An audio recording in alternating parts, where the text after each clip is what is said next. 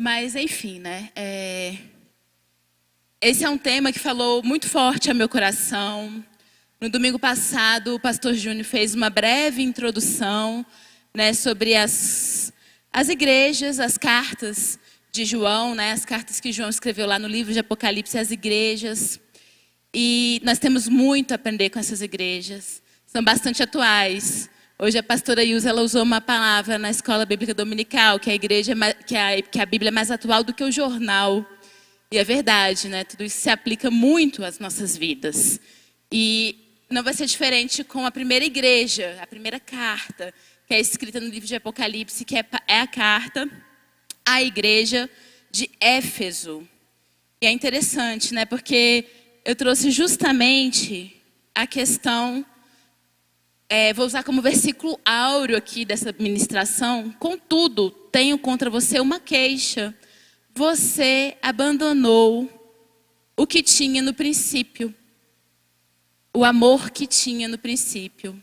E aí, se eu fosse dar um nome para essa ministração, seria a volta ao primeiro amor. E quando a gente começa a estudar sobre esse tema, infelizmente a gente se identifica tanto, irmãos, com a questão de todas as características da igreja de Éfeso. E aí nós nos perguntamos, será que estamos vivendo o primeiro amor? Será que nos esquecemos desse primeiro amor? Então, antes da gente entrar no tema em si, eu gostaria de contextualizar. Conhecer a doutrina das últimas coisas, ela é fundamental para a nossa vida. Eu tinha até compartilhado essa frase nos grupos da igreja, mas eu sei que como são muitos grupos, nem todo mundo leu. Certeza absoluta que não. E vocês concordam com essa afirmação? Que conhecer a doutrina das últimas coisas é fundamental para a nossa vida? E aí aqui traz algumas explicações. Primeiro, porque prepara-nos para o que inevitavelmente acontecerá na história da humanidade. Vai acontecer, irmãos. E aí essa carta de Apocalipse, esse livro de Apocalipse, ele vem nos preparar para aquilo que é inevitável. Nós cremos que as últimas coisas estão por vir, né? E está mais perto do que nunca. Faz-nos lembrar que a história está nas mãos de Deus, o Deus soberano. E isso traz o que é alívio, acalento aos nossos corações. Porque apesar de tudo que estamos vivendo, de todas as mazelas que acontecem no mundo, no final, a gente tem a certeza de que tudo está nas mãos de Deus. Ele é soberano. Alegra-nos ao falar sobre o descanso eterno dos santos. Aleluia. O Marquinho pediu para levantar a mão, né? Quem aqui está feliz com Jesus? Eu vi que muita gente levantou. É porque está sem problema? É porque está tudo bem? Olha, se a vida de vocês for um pouquinho parecida com a minha, a gente tem luta constante. A gente tem luta constante. Todo dia é um desafio, né? E lá no meu trabalho, inclusive, a gente costuma dizer que a gente mata um leão por dia. Né? Os desafios que aparecem, que realmente Deus coloca, mas Ele nos capacita. Ele nos capacita a resolver, né? Então, realmente, muitas vezes temos que matar um leão por dia, mas é Ele quem nos direciona e nos capacita. Estimula-nos para a luta ao revelar que o Cristo que nos chama para pregar o Evangelho para o mundo que o crucificou, dirige pela providência todos os fatos da vida em favor do seu povo eleito. Vocês pararam para pensar nisso? Eu achei essa frase tão forte. Que Jesus nos chama a pregar para o mundo que o crucificou. Eu achei isso tão forte. Né? Alguém consegue descrever esse amor? Por mais que a gente tente, por mais que a gente estude, a gente não consegue descrever. Né? Então a gente precisa pregar o Evangelho para o mundo que o crucificou. E nós somos esse mundo. Nós não estamos com as mãos limpas, não, da crucificação, não, irmãos. Né? Foi por mim, foi por você que Ele morreu lá na cruz. E um dia alguém ministrou na minha vida. E um dia o Evangelho foi pregado na minha vida. E é isso, quando a gente vê os últimos acontecimentos, né, descritos. Aí a gente fala assim, que é o livro das revelações. O Apocalipse, ele é conhecido também como o livro das revelações. Mas é muito mais fácil quem tem o Espírito Santo, quem é a igreja do Senhor, entender, né, um pouco desse livro. do que quem está no mundo. Então foi para a gente essa revelação, é para a gente ter esse entendimento, é para a gente saber o que vai acontecer nos últimos dias. Né? E essa é uma citação do reverendo Antônio Carlos Costa, é uma citação bastante antiga, se não me falha a memória, ela é de 2002. E aí, neste ano, nós vamos trabalhar a revitalização na igreja. E muito legal começar pelo livro de Apocalipse, né? Parece que a gente está começando pelo fim, mas não, é o início. Né? Porque o estudo de Apocalipse, ele nos incentiva à santidade. Ele nos encoraja ao sofrimento. E ele nos encoraja à adoração. Porque como eu me iniciei na quarta-feira passada, um dos objetivos do anticristo é requerer toda a adoração para ele. Né? E o mundo tem sido preparado para o anticristo. E aí Apocalipse ele vem nos alertar sobre isso, que nós precisamos adorar o único soberano Deus. Então é um alerta, né? Ele nos desperta a adoração, a uma vida de santidade, porque nós queremos estar lá na glória. Nós queremos estar lá. E sem santidade é impossível ver a Deus. Né? A gente não consegue ver a Deus. Revela-nos a certeza de que Jesus tem total controle da igreja e da história, aleluia. Não só da igreja, mas da história. Jesus tem o controle. Ele sabe tudo o que vai acontecer, ele quem direciona. Os inimigos que perseguem a igreja vão ser vencidos. E nós temos essa convicção de que os inimigos serão vencidos. Aliás, a promessa da igreja ela vem durante toda a Bíblia, né? Inclusive nos evangelhos é falado que as portas do inferno não prevalecerão contra a igreja. Né? Então a gente tem essa promessa desde o princípio. Enquanto igreja, essa proteção, né, está sobre as mãos do Senhor. Então nos desperta que nós precisamos viver em congregação. Né? É a promessa para a noiva do Cristo. E a noiva é a igreja, né? Eu sou igreja, o Júnior é igreja, a Mônica e o Erley são igreja. Né? Nós somos a igreja, cada um de nós tem essa responsabilidade. Então é isso, né? Nós precisamos estar congregados, porque a promessa é para a noiva de Cristo. A igreja desfrutará da bem-aventurança eterna. Ou seja, viveremos eternamente com o Cordeiro. Viveremos ali para o seu louvor, viveremos para... Às vezes a gente tem a noção assim, na eternidade a gente descansa. Mas eu entendo que vai ser uma vida de tantas atividades, né? A gente vai ter que estar adorando, ministrando. E imagina quando você chegar no céu. Essa aqui é coisa da cabeça da Raquel, tá, gente? Você não vai ter coragem de ir lá e conversar com cada uma das pessoas que você estudou na Bíblia. Né? Então, eu não vejo que vai ser um descanso, não. Eu só entendo que nós não vamos estar cansados. Nós não estaremos cansados porque estaremos com o corpo glorificado. Né? E eu quero ter esse privilégio mesmo de ir lá e conversar com cada uma das pessoas que eu admiro. E eu, gente, olha que coisa maravilhosa, né? Que exemplo de vida. Como é que você conseguiu passar por tudo isso? E no ano da revitalização, a gente tem que entender um pouquinho sobre o que representam as igrejas. Todas as igrejas. Né? Em Apocalipse 1, do 12 ao 15, traz o seguinte versículo. Quando me voltei para ver quem falava comigo, vi 7 candelabros de ouro. E em pé, entre eles, havia alguém semelhante ao Filho do Homem. Vestia um manto comprido, com uma faixa de ouro sobre o peito. A cabeça e os cabelos eram brancos, como a lã e a neve, e os olhos como chamas de fogo. Os pés eram como bronze polido, refinado numa fornalha, e a voz ressoava como fortes ondas do mar. Aleluia! E aí só me chamou a atenção nesse estudo que eu fiz, gente. Quem está falando aqui? Quem estava tendo essa visão era João. E ele fala, quando eu voltei para olhar, qual foi a primeira coisa que ele viu? 7 candelabros de ouro. Primeira coisa que ele viu. E esses 7 candelabros de ouro representam a igreja. A igreja como sendo luz do mundo. Então, antes de ver a imagem glorificada do Cristo, ele viu a igreja.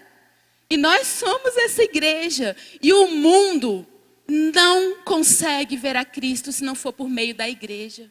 Primeira coisa que o mundo tem que ver é a igreja. E é por isso que nós temos que ser uma igreja revitalizada, cheia do amor de Deus, cheia da santidade, para que o mundo veja a diferença em nós. Só é possível ver a Cristo através da igreja.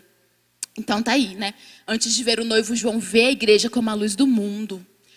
Ninguém verá Jesus em glória, senão por meio da igreja aqui na terra. E essa é uma convicção que nós precisamos ter, porque nós somos essa igreja. E aí nós vamos entrar especificamente em Éfeso. Não precisa colocar aí. O pastor Júnior me falou que dá muito trabalho. Quando eu peço, né, para tirar da apresentação, pode deixar que eu leio aqui, tá? Apocalipse. Quem conseguir abrir Apocalipse primeiro do que eu, porque folhear aqui com a mão esquerda é mais complicado.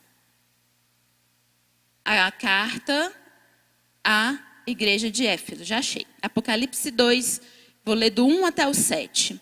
Escreve ao anjo da igreja que está em Éfeso. Isto diz aquele que tem em sua destra 7 estrelas, que anda no meio dos 7 castiçais de ouro. Eu sei as tuas obras, e o teu trabalho, e a tua paciência, e que não podes sofrer os maus, e puseste à prova o que dizem ser apóstolos, e não o são. E tu os achaste mentirosos, e sofrestes, e tem paciência, e trabalhaste pelo meu nome, e não te cansaste. Tenho, porém, contra ti que deixaste o teu primeiro amor. Lembra-te, pois, de onde caíste, e arrepende-te, e pratica as primeiras obras. Quando não, brevemente a ti virei, e tirarei do seu lugar o teu castiçal, se não te arrependeres. Tem, porém, isto, que aborrece as obras dos nicolaítas, as quais eu também aborreço. Quem tem ouvidos, ouça o que o Espírito diz à igreja. Ao que vencer, dá-lhe-ei de comer a árvore da vida que está no meio do paraíso de Deus. Glória a Deus. Então a gente vê que todas as estruturas nas cartas, né, as igrejas, elas seguem a mesma ordem. Né? Jesus apresenta a igreja, Jesus faz alguns elogios, faz algumas queixas e depois ele se apresenta como remédio. Ele diz qual que é a solução. O que aquela igreja tem que fazer para voltar ao plano original que ele mesmo tinha para aquela igreja. Então, em relação a Éfeso, a cidade de Éfeso era a maior e mais rica e mais importante cidade da Ásia Menor. Então a gente vê onde foi estabelecida essa igreja. É o contexto de onde foi estabelecida a igreja de Éfeso. Ela também foi considerada e chamada como a Feira das Vaidades. Né, justamente por isso, por tamanha importância que a cidade de Éfeso tinha. Né? Então, se achavam que onipotentes, porque todos recorriam a Éfeso. Semelhante ao que a gente viu de Antioquia hoje. Né? Então, eram grandes cidades e não foi por acaso que foi estabelecida uma igreja em cada uma dessas cidades. O Felipe e a Ana Paula, eles explicaram muito bem isso hoje, né? Na Escola Bíblica Dominical. Porque realmente era uma cidade de movimentação, onde saíam e vinham pessoas, entravam e vinham, tinha grande circulação. Então, nada melhor do que o evangelho ser pregado, de ter uma igreja estabelecida numa cidade em que o fluxo de pessoas era tão grande. Essa cidade, ela tinha aproximadamente 200 mil habitantes. E aí a gente viu que Antioquia tinha 500 mil. E para essa época, essas cidades, elas eram consideradas muito grandes. É um número muito grande de gente. Tinha um teatro super imponente, com a capacidade para mais de 20 mil pessoas, que foi construído nessa cidade. E tinha o mais importante porto daquela época. Também foi conhecida como a Porta dos Mártires. Porque o que acontecia? Muitos dos mártires, eles eram levados para Éfeso. E nesse teatro, né, em ambiente semelhante, havia aqueles eventos que os mártires eles eram entregues aos leões, né? Para serem comidos pelos leões, virava aquele espetáculo. Então, a Éfeso também foi conhecida como a cidade dos mártires, a porta dos mártires. E uma curiosidade é que o apóstolo João morreu em Éfeso. Né? Depois que ele saiu de Patmos, ele voltou para Éfeso e ele ainda trabalhou. Então, a gente vê que Apocalipse provavelmente foi escrito primeiro do que as cartas de João. Né? Então, ele morreu em Éfeso, depois que ele teve a revelação em Patmos sobre Apocalipse. Era uma cidade que era considerada o centro de culto a Diana, que era uma deusa que as pessoas entendiam que estavam ligadas à fertilidade. Então, o culto pagão era intenso. Existia aquilo que se chamava de prostitutas cultuais. Então, realmente, era imoralidade, reinava nos templos, né? Ao culto dessa Diana. E ao imperador. O imperador também era cultuado naquela época. A cidade era cheia de misticismo, idolatria, imoralidade e perseguição. Paulo visitou Éfeso no final da sua segunda viagem missionária, no ano de aproximadamente, de 52 depois de Cristo. E em sua terceira viagem permaneceu em Éfeso por 3 anos. Então a gente já começa a ver. A igreja de Éfeso começou a se formar ali, sendo ministrada diretamente pelo próprio Paulo. Sinais de avivamento e conversão verdadeira começaram a acontecer em Éfeso. Então tinha essa questão aí dos templos, o pessoal ganhava muito dinheiro com essas coisas. E aí o apóstolo Paulo veio pregando e começou a ver a conversão e avivamento ali naquela cidade. E o que vocês acham? Perseguição é óbvio, porque as pessoas pararam de ter lucro, começaram a ver que estava sendo combatida as heresias, a idolatria, e aí a gente vê isso.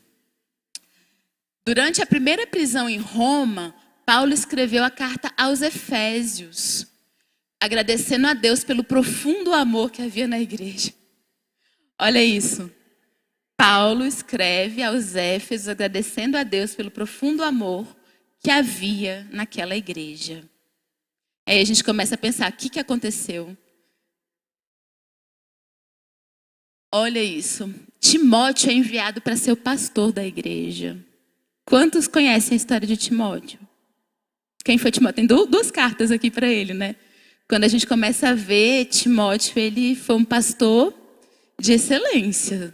Não tinha queixas contra ele, Ele recebeu várias orientações diretamente do próprio Paulo para que ele permanecesse firme nas suas convicções. E a gente vê que Timóteo, a gente não tem o que falar contra ele, não. Não tem nenhum registro na Bíblia sobre isso, não.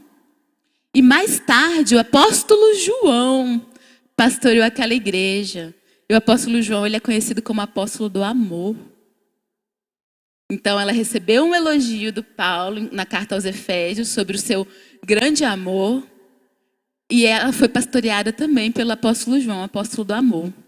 E após 40 anos, Jesus envia uma carta à igreja, a segunda geração de crentes daquela igreja. Era apenas a segunda geração de crentes, mostrando que a igreja permanecia fiel na doutrina, mas já havia se esfriado no amor. E aí, eu não sei se isso serve para o nosso consolo ou para o nosso desespero. Aquela igreja foi pastoreada por Paulo, Timóteo e João. Aí eu estava refletindo sobre isso, É para o nosso consolo, é para o nosso desespero isso, gente. Porque até mesmo com os líderes de excelência, maravilhosos, que a Bíblia nos relata, Homens que conviveram com Jesus, inclusive, à exceção do Paulo. Aí o Timóteo também não, Mas tiveram ensinamentos muito próximos, dessas pessoas. E essa igreja esfriou no amor. Aí eu fico, e nós, que somos gente como gente, comedor de arroz e feijão, como diz o outro. Como é que está a nossa vida? Será que a gente não precisa examinar isso também para a gente não cair no mesmo? E é muito engraçado, porque todas as vezes que nós nos relatamos ao primeiro amor, a gente fala assim, aquela pessoa tá chata, tá vivendo o primeiro amor. Ela quer pregar para todo mundo. Não tá enchendo o saco, tá muito chata. E aí a gente fica, será que é ruim viver o primeiro amor? Será que é isso o primeiro amor? Como é que a gente tem enxergado isso? Como que está o nosso relacionamento com Cristo? Como está o nosso momento de comunhão com Cristo? E aí, quando eu me peguei escrevendo essas coisas, eu comecei a realmente ficar muito pesarosa, E várias vezes até me emocionei. Ontem eu fui dormir tarde, o Júnior foi dormir primeiro do que eu. E eu pensando nessas coisas, porque como era o primeiro amor, da Raquel? A gente entende que o primeiro amor é aquele que vem lá da conversão. E eu estava vivendo os primeiros anos de faculdade, estava vivendo lá na minha juventude várias coisas para fazer. Era prova assim que eu tinha que estudar livro inteiro, metade de livro de muitas e muitas páginas, muitos detalhes. E eu não tinha tempo para falar com Jesus todos os dias. Eu arranjava tempo, eu me virava para falar com Jesus todos os dias. O meu momento de devocional era grande ali, estudando a palavra de Deus, porque eu sempre fui uma pessoa muito questionadora. né? Então, assim, como nova convertida e eu vindo de uma igreja de origem católica, eu queria entender muitos ensinamentos que eu tinha recebido nessa igreja.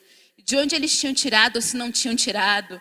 Então, realmente, avidamente, eu comecei a ler a palavra de Deus. Comecei a ler a palavra de Deus e aí eu falava assim, gente, mas isso aqui não está aqui, isso aqui não está aqui, isso aqui não está aqui. E eu tinha esses momentos, né, de estudar a palavra de Deus, de orar, momentos de intimidade. E aí eu fiquei pensando, onde tudo isso foi parar? Né? Porque hoje realmente a gente fala assim, porque cuida de casa, cuida do marido, cuida do filho, trabalha, vem para a igreja. Mas e o relacionamento com Cristo? Eu não dava um jeito?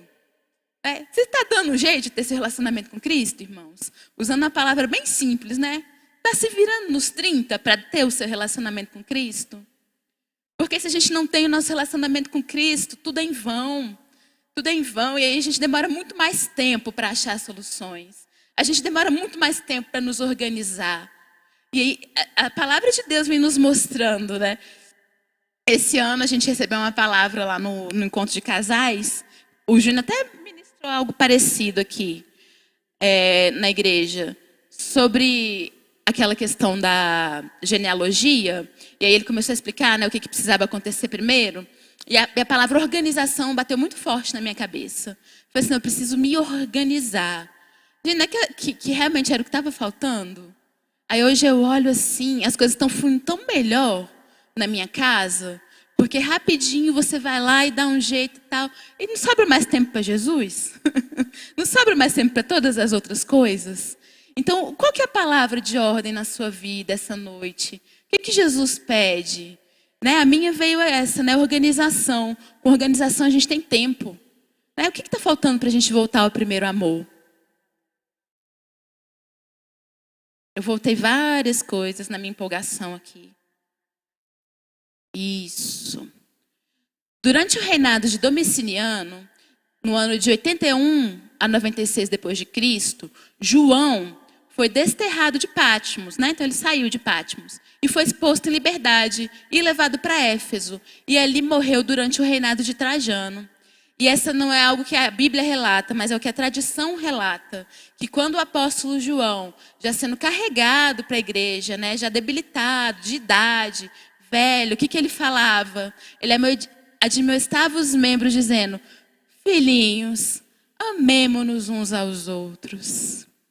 É a cara, né? Assim, quando a gente vê as cartas de João, né? É exatamente isso, né? Olha o recado que ele deixava para a igreja de Éfeso. E Jesus, como que Jesus é visto?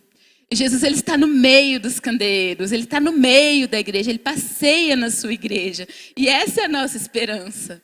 Ele está aqui hoje. A gente pode ver isso nos louvores, a gente pode ver isso em todo o tempo, a gente pode ver isso na escola dominical. A gente pode sentir essa atmosfera de adoração quando a gente pisa na igreja. É diferente, ele está no meio da sua igreja. Ele anda no meio da sua igreja, ele não apenas está, mas ele anda, ele se movimenta, ele observa, ele age, ele atua na vida da sua igreja. E ele está aqui disponível para ser amado, gente. Para ser amado, é ele quem move os nossos corações em amor até ele. É a presença manifesta de Cristo que está na igreja. E talvez a gente tenha se acostumado com essa presença. Talvez não faça mais impacto nas nossas vidas, mas é o Senhor Jesus andando no meio da sua igreja. E para a gente, muitas vezes, a gente já se acostumou com essa presença. Né? Talvez a gente venha aqui só assim, né, bater ponto, né? Tô indo ao culto, tô indo EBD, tô indo ao culto de ensino. Mas não, é uma igreja viva. O dono da igreja, o rei da igreja está aqui. Né? Jesus Cristo está aqui. E aí a gente tem que tomar muito cuidado para não acontecer o que aconteceu com a igreja de Éfeso. A gente tem de um lado a teologia, que é importante, é super importante para a gente chegar aqui na frente e não falar besteira. Precisamos conhecer, sim, né, para a gente não falar heresia, para a gente não, de certa forma, fazer os irmãos acreditarem em algo que não é verdadeiro. Mas tem um impacto real da presença de Deus. E aí, muitas vezes, temos deixado de lado o impacto real que a presença de Deus pode ter nas nossas vidas por causa da teologia. Foi o que aconteceu na igreja de Éfeso. Nós deixamos de lado isso. as manifestações do Espírito Santo, né? A presença de Jesus. De um lado nós temos o Cristo no trono, todo-poderoso. Esse a gente enxerga, né? Parece que a gente consegue visualizar, né? O Cristo todo-poderoso, que a gente ora, que a gente ergue as mãos, e a gente pensa, e a gente contempla aquela majestade, aquela coisa gloriosa, essa visão de Cristo. Mas tem o Cristo no meio da congregação. Tem o Espírito Santo dentro de cada um de nós. Então ele não é um Deus longe. Ele é um Deus que está perto. Ele é Deus de perto e é Deus de longe.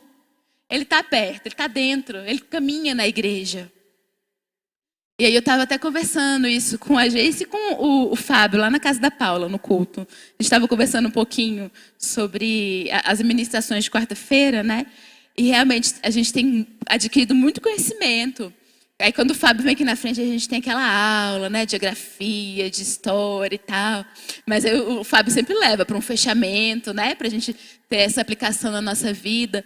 E aí eu comecei a falar com ele e com a Geice. Tem coisa que a gente não consegue explicar teologicamente. Porque uma vertente vai acreditar numa coisa, outra vertente vai acreditar em outra vertente vai acreditar em outra. E aí a minha conclusão é que tem coisa que a gente só consegue explicar se a gente viver, se a gente sentir. Né? E aí como é que você vai pregar e falar, irmão, você vai sentir no seu coração. Mas é isso. Tem coisas que a gente precisa viver, não é só no intelecto, a gente tem que entender, a gente tem que sentir o fruto do Espírito, né? A gente tem que lembrar disso, Deus está aqui.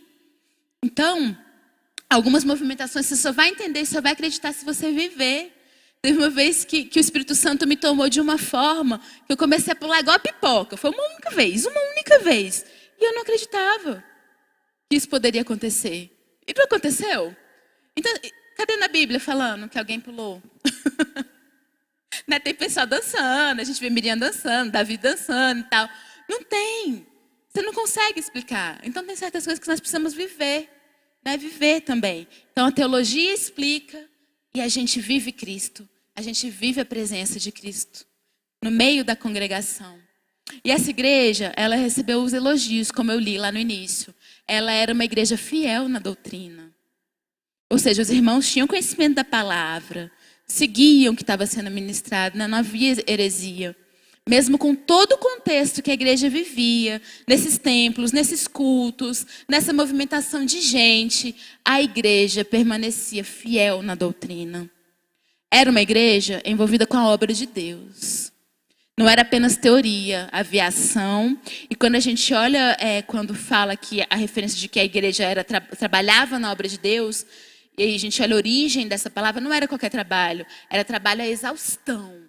Era trabalho de excelência. Era trabalho árduo. A igreja realmente, todos estavam envolvidos no trabalho, né, na obra de Deus. E era uma igreja perseverante nas tribulações.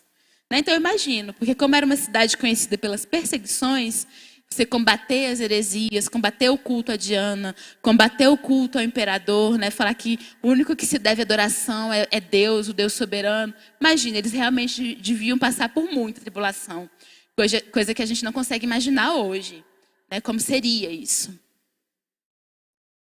Mas Cristo traz uma repreensão. O esfriamento do seu primeiro amor. E aí a gente começa a entender um pouquinho. Que houve um endurecimento e atitudes rudes devido ao constante combate aos falsos mestres. Então a igreja se preocupou tanto em combater os falsos mestres, tanto que endureceu seu coração e começou a ter próprias atitudes rudes. Né? O coração endurecido, não cabe ali amor. Eu sei, você está errado por causa disso, a Bíblia diz, a palavra diz, o apóstolo fulano disse e tal. E aí? Eu estou muito preocupada em combater o que está errado. Né, o que está falso mestre, falso ensinamento. E eu sei, assim, a Bíblia, a palavra de Deus que existia naquela época, né? Do início ao fim, eu sei combater tudo que está errado. Jesus, ele não pode ser substituído pelo conhecimento teológico e pelo trabalho. Né? E a gente tem que ter isso em mente. Tomar cuidado. Porque nós não somos juízes e muitas vezes nós temos feito isso. Nós temos combatido, nós temos lido a palavra para dizer o que está errado. Nós temos lido a palavra para combater e não para entender. e não para viver, e não para colocar em prática, mas é para dizer, ó, fulano está em pecado, ó, aquilo ali está errado. Mas não, gente, a primeira pessoa que tem que mudar sou eu e você. A gente tem que ler a Bíblia para ter transformação na nossa vida. É a minha vida que me preocupa primeiro. É a minha vida. E aí, quando eu leio a Bíblia com esse entendimento que ela transforma a minha vida, eu tenho um relacionamento com Cristo. O meu amor não se esfria, porque foi por amor que está tudo registrado aqui. Todas as quedas do homem, todos os pecados, todas as vitórias, todos os perdões que Jesus ministrou, está aqui, não é por acaso. É para transformar a minha vida. É para fazer de mim uma pessoa semelhante a Cristo. A igreja não pode esquecer que é a noiva de Cristo. Então, o que significa? Né? Quem aqui já passou pelo casamento, ou quem aqui espera um casamento, e você está se preparando como noiva. Como noiva, é uma data esperada, é uma expectativa boa. Você quer se deleitar. Você quer viver os prazeres do casamento. Você quer ser feliz. E ao mesmo tempo você quer alegrar o seu noivo. Você quer fazer o seu noivo feliz, é isso. E muitas vezes nós não entendemos que nós somos a noiva de Cristo.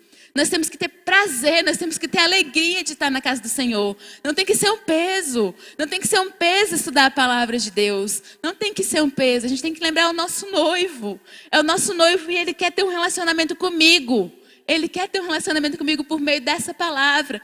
E, irmãs, eu te digo que volta e meia nos nossos casamentos nós temos dificuldades e problemas. Mas no casamento com Cristo não. No casamento com Cristo não, porque Ele nunca nos decepciona, nunca. Então, se por acaso nós já somos felizes na expectativa de nos casar ou de sermos casados, imagine na expectativa pelo noivo. Na expectativa pelo noivo, nosso coração, ele arde, ele quer, né? Ele quer, Maranata, a hora vem, Senhor Jesus. O meu coração anseia por Ti, a minha alma anseia por Ti. A igreja de Éfeso estava tão ocupada com a separação do mundo que se esqueceu da adoração. Irmãos, e a gente às vezes vive uma época em que nós nos pegamos julgando os próprios hinos que estão sendo cantados. Os hinos da harpa. Raquel, tem um hino da harpa que fala bem assim, que Jesus transformou Saulo num Paulo. Eu falo, Deus, não foi transformado, ele tinha 2 nomes. Aí esse hino fica assim no meu coração, né? E aí, em vez de você ver qual que é o contexto do hino, em vez de você ver o que é, né? O que está querendo dizer, você fica, não era. Paulo tinha 2 nomes. Ele não foi transformado, Deus não mudou o nome dele.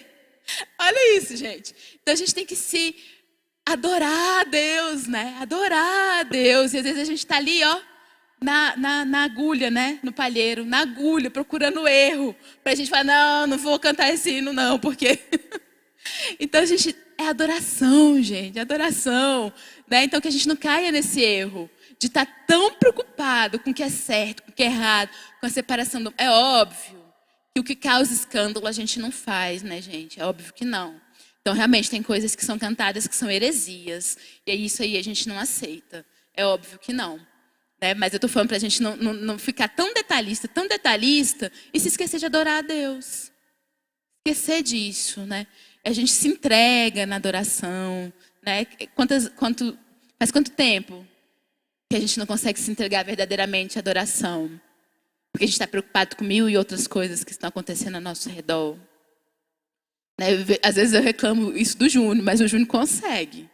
Ele vem aqui para frente, ele fecha o olho e vai. E adora, e vai.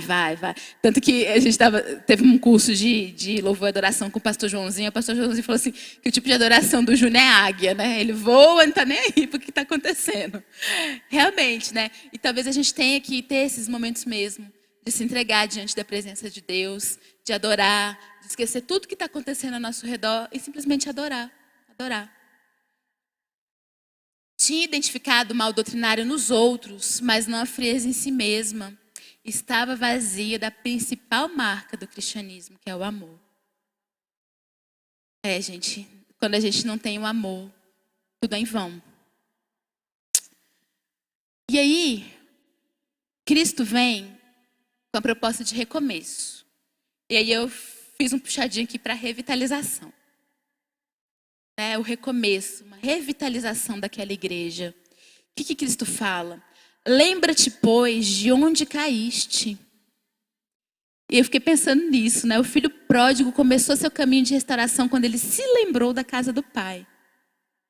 A gente tem que lembrar de onde começou esse esfriamento. Né? Não é simplesmente esquece. Porque se a gente esquecer, a gente volta a cometer o mesmo erro. E daqui a pouco a gente está praticando as mesmas ações.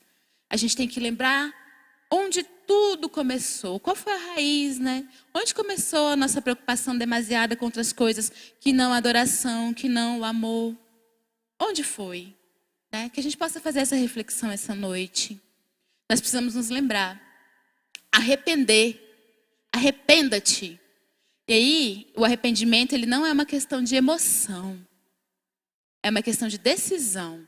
Então, não necessariamente envolve choro. Eu estou arrependido. Não. É uma decisão.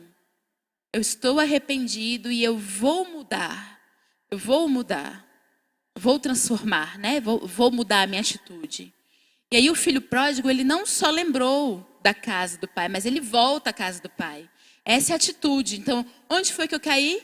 Eu saí da casa do meu pai. Eu vou voltar para a casa do meu pai. Né? O raciocínio é esse. Talvez você esteja aqui na igreja há anos e anos. Mas o que está faltando? O que foi que se perdeu? Para onde você precisa voltar? Para onde eu preciso voltar? Eu sei que eu preciso voltar lá para o meu quartinho secreto. Né? Momento meu e de Deus, de adoração, de ler a palavra, de ter aquele momento todos os dias praticar isso. Né? Falta isso na vida da Raquel. Volta à prática das primeiras obras. E quando a gente volta à prática das primeiras obras, a gente começa a ver o fruto. E isso é o fruto do arrependimento. Né? Então, não tinha mais prazer na palavra de Deus, volta a ter prazer na palavra de Deus. Estava usando a palavra de Deus só para examinar o que estava de errado nos outros. A palavra de Deus começa a examinar a nossa vida. Para dizer o que tem errado na nossa vida. É isso, né? São os frutos. A gente começa a ver os frutos de arrependimento. Ter prazer em orar, ter prazer em ler a Bíblia. A gente teve aqui o culto de oração, 7h da noite. E aí os irmãos que vieram, né, oraram mais de 40 minutos? Foram 30 minutos, quase 30 minutos. Quase 30 minutos, né? Antes do culto de ensino, às 19h, nós nos colocamos de joelho. Os irmãos que tiveram a oportunidade de fazer isso, porque eu estava correndo atrás do neto. Aí oraram de joelho e ficaram aqui 30 minutos. Passou rápido, não foi? Então a gente tem que resgatar isso. Porque muitas vezes a gente vai fazer uma oração ali, quando a gente lembra, né? Na hora de dormir, já com sono, cansado. E Deus, muito obrigado pelo dia, amém. Glória a Deus.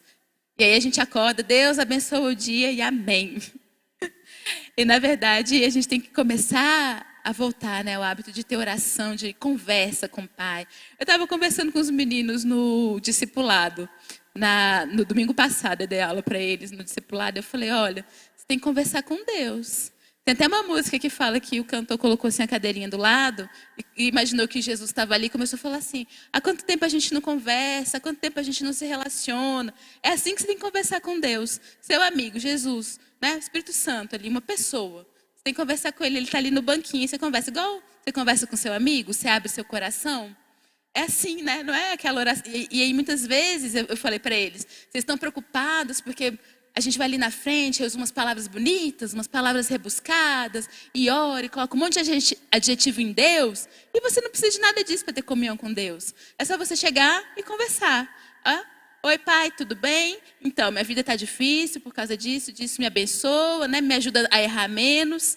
E é isso que a gente tem que ter. Da mesma simplicidade que eu conversei com aqueles pré-adolescentes e adolescentes ali na classe de discipulados, é a mesma simplicidade que a igreja tem que resgatar. É o nosso pai. Né? A gente tem que ter esse prazer de relacionamento. A gente tem que ter esse prazer de comunhão. Uma coisa é a nossa oração congregacional. Eu dou oportunidade para o irmão vir aqui orar aqui na frente. Aí o irmão vai, tem a liberdade de orar da maneira como quiser e tal. Mas outra coisa é o nosso cantinho. Né? O nosso secreto com Deus. Que muitas vezes ninguém sabe o que está passando no nosso coração. Nem as pessoas que mais convivem com a gente, sabe? Nem nosso marido, nem nosso pai, nem nossa mãe. Ninguém sabe o que está passando. Muitas vezes a gente não consegue nem orar, né? A própria palavra de Deus nos alerta sobre isso. Mas o Espírito Santo de Deus intercede por nós com gemidos inexprimíveis. E aí a gente tem que ter esse prazer, né? De se ajoelhar para orar e levantar lá da nossa oração de uma maneira diferente, né? Com bálsamo no nosso coração, com bálsamo passado, assim. Sentindo esse amor de Jesus que esquenta o coração. E aí, Cristo traz uma solene advertência àquela igreja. E se não, ou seja, se vocês não se arrependerem, eu venho a ti e removerei do seu lugar o teu candeeiro. Ou seja, não é mais luz do mundo. Né? Porque o candeeiro, a igreja, ela não tem luz própria. Por isso que fala de candeeiro, né? Alguém precisa ir lá e acender. Precisa resplandecer aquela luz. Ela reflete a luz de Cristo. Mas sem intimidade com Cristo, a igreja não brilha. Então, para que o candeeiro? Cristo vai remover o candeeiro. E aí, ela não brilha porque ela não ama. Infelizmente, a gente viu qual que é, né, o resultado da igreja de Éfeso. Ali, no primeiro slide, eu trouxe uma fotografia com os escombros da cidade de Éfeso. Não existe mais cidade, não existe mais templo, não existe mais teatro, só existem as ruínas. São ruínas muito bem conservadas, e eu acho que não à toa. Né? É justamente para que você saiba, olha aqui, ó, aqui foi uma grande cidade, movimentada. Ó, aqui tinha uma igreja. Era ali. Na verdade, eles não conseguem identificar onde era a igreja em si, né? Nem a sinagoga eles conseguem identificar nas ruínas, mas dá para ver onde era o teatro, dá para ver onde eram os portais da cidade, umas colunas ainda muito bem feitas, e todo mundo passeia nessas ruínas, sabendo que ali um dia foi uma grande e importante cidade. E eu acho que isso não é à toa. Essas ruínas foram conservadas para trazer à nossa memória o que pode acontecer se a gente não se arrepender. Então, que a gente possa realmente se arrepender enquanto é tempo. E aí, nada melhor do que trazermos à memória 1 Coríntios 13, do versículo 1 ao 3. Se eu falasse a língua dos homens e dos anjos, mas não tivesse amor, seria como um sino que ressoa ou um símbolo que retine. Ou seja, só faria barulho. Se eu tivesse o dom de profecias, se entendesse todos os mistérios de Deus e tivesse todo o conhecimento, e se tivesse uma fé que me permitisse mover montanhas, mas se eu não tivesse amor, eu nada seria. E que a gente vê, né, uma mistura do dom do Espírito, com o fruto do Espírito, com conhecimento teológico. Se eu tivesse tudo isso, sem amor eu nada seria. Se desse tudo o que tenho aos pobres e até entregasse o meu corpo para ser queimado e não tivesse amor, de nada adiantaria. Nessa noite Jesus quer restaurar nosso amor por Ele. Porque Ele nos ama incondicionalmente. O amor dele não muda, o que muda é o nosso. Se os irmãos fizerem uma reflexão, Cristo não fala assim, igreja, vocês deixaram de me amar, arrependam-te. Não, ele está falando, igreja, vocês não me amam como era no princípio. Vocês não me amam com o princípio do primeiro amor. Arrependam-te. Então, muitas vezes no nosso coração está batendo, eu amo a Cristo, eu sirvo a Cristo, eu trabalho para Cristo, eu vou à igreja, eu sirvo na igreja, eu sirvo no ministério. Mas, onde está o meu primeiro amor? Onde está o meu amor por Cristo? Como está o meu relacionamento com Cristo? Quem tem ouvidos para ouvir, ouça o que o Espírito diz à igreja. Ao vitorioso, eu darei o fruto da árvore da vida que está no paraíso de Deus. Apocalipse 2,7, que é a promessa que ele tem para a igreja de Éfeso. A árvore da vida fala de vida eterna, que é conhecer a Deus, que é amor. Não tem jeito de conhecer a Deus e não conhecer o amor. Nós vamos desfrutar do amor pleno e abundante do noivo. Se nós vivermos o amor aqui, o primeiro amor aqui. Essa é a promessa, né? Viveremos eternamente com o nosso noivo, desfrutando desse amor lá de pertinho. A recompensa do amor é mais amor na perfeita comunhão do céu. E eu achei isso muito lindo, né? Muitas referências foram tiradas do livro Apocalipse, o futuro chegou, as coisas que em breve devem acontecer, do pastor Hernandes Dias Lopes. Né? Então a gente vê que, apesar de ser um livro também antigo, ele foi revisado, ele é de 2002 e ele foi revisado em 2022. É super atual, né? Acho que o pastor não deve ter tido nem muito trabalho para atualizar esse livro.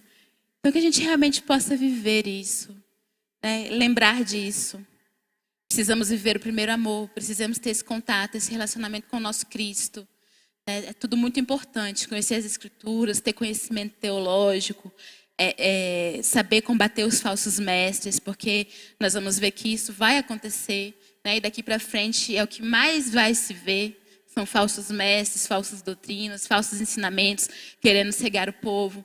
Mas se nós estivermos arraigados no amor de Cristo, nós temos muita probabilidade de não cairmos nesses falsos ensinamentos, porque nós vamos identificar a voz do nosso pastor. Nós vamos identificar a voz do nosso pastor, igual eu falei na quarta-feira, né? Parece Deus, mas não é Deus, eu conheço Deus. Parece o mover do Espírito Santo, mas não é o mover do Espírito Santo, porque eu conheço o Espírito Santo. Parece que é Cristo, mas não é o poder. Mas não é Cristo, porque eu conheço Cristo. Né? Então, que realmente a gente possa identificar isso. Ter o nosso conhecimento, mas ter junto ali a nossa comunhão com Cristo. Que realmente essa palavra possa ter falado.